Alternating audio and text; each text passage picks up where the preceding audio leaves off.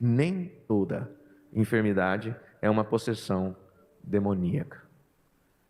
E às vezes essas pessoas querem tratar todo desequilíbrio físico como uma possessão. Isso não é assim.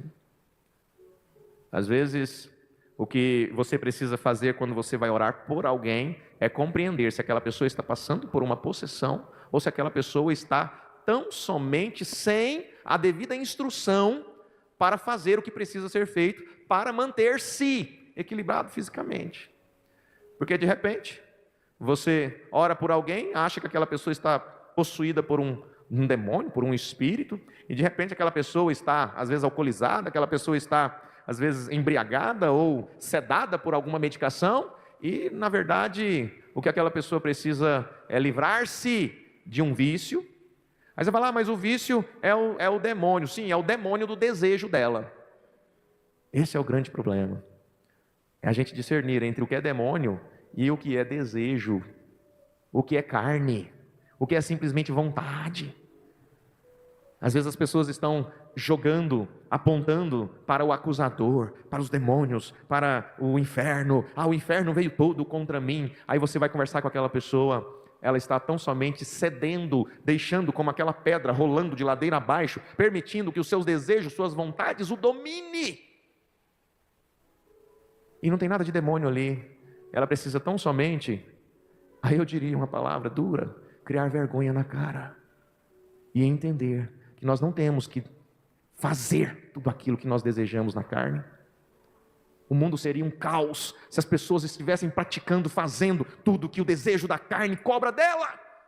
Gente, afinal de contas, um ser humano normal, que nasce nesse meio nosso hoje, onde a alimentação está como está, você colocar na mesa, o meu filho, a minha filha, vai ter direito de escolher tudo na vida. Filha, do lado de cá tem uma pizza e do lado de cá tem um prato de brócolis. Escolhe o que você quer para a sua vida. Ela escolheu a pizza, tá bom, ela tem desejo. Filha, aqui tem o feminino, aqui tem o masculino. Escolhe o que você quer ser. Filha, aqui tem o caminho para os céus e o caminho para o inferno. Tudo bem, as escolhas devem realmente ser individuais. Mas tem certos momentos que eu preciso tomar vergonha e dizer assim, Júnior, tem hora que o inimigo fica envergonhado, de tanto que ele é acusado, e ele fica assim, mas eu não fiz nada ainda.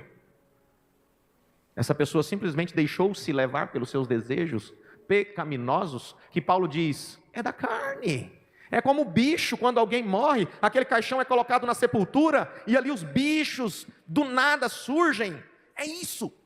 Esse pecado é da carne. Como que nós vamos vencer esse pecado? Oração. Só que Jesus responde aqui, essa espécie só sai pela oração e pelo jejum. 9 discípulos decepcionados, frustrados, um pai ali atordoado, um menino cheio, carregado por demônios ali na frente, e aquela multidão ali vendo Jesus, e agora o que você vai fazer? Aí ele diz assim, essa espécie só sai pela oração e pelo jejum. Mas Jesus, nós oramos. Só que se vocês perceberem, quando Jesus fala isso, você precisa ir lá em Mateus capítulo 6, verso 5, e quando vocês orarem, não seja como os hipócritas. Jesus falou, essa espécie só sai com oração e jejum. E aí você vai ver de onde Jesus estava tirando isso. Então vamos lá, Mateus 6, 5. Não seja como os hipócritas.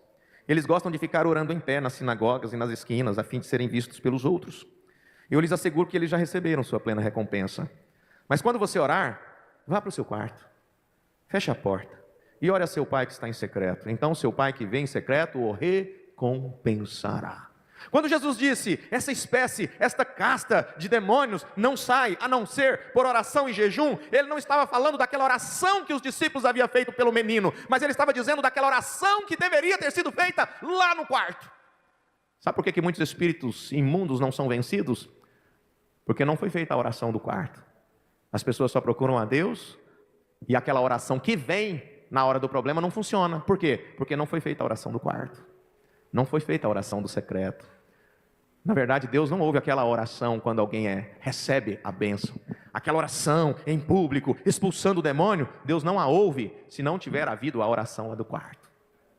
A oração que Ele ouve é aquela. A recompensa que Ele dá é nela. E então quando você tem a frequência de oração, quando você tem uma vida de oração, de sintonia com Deus, você está no trânsito, você está orando, você está no trabalho, você está buscando a Deus, você está em casa, você ora, você acorda de madrugada, você ora. Quando você for orar por alguém, saiba de uma coisa: Deus não vai responder aquela oração que você orou por aquela pessoa. Aquela oração vai simplesmente endossar aquelas que você tem feito. Por isso que Jesus falou: essa espécie é apenas por oração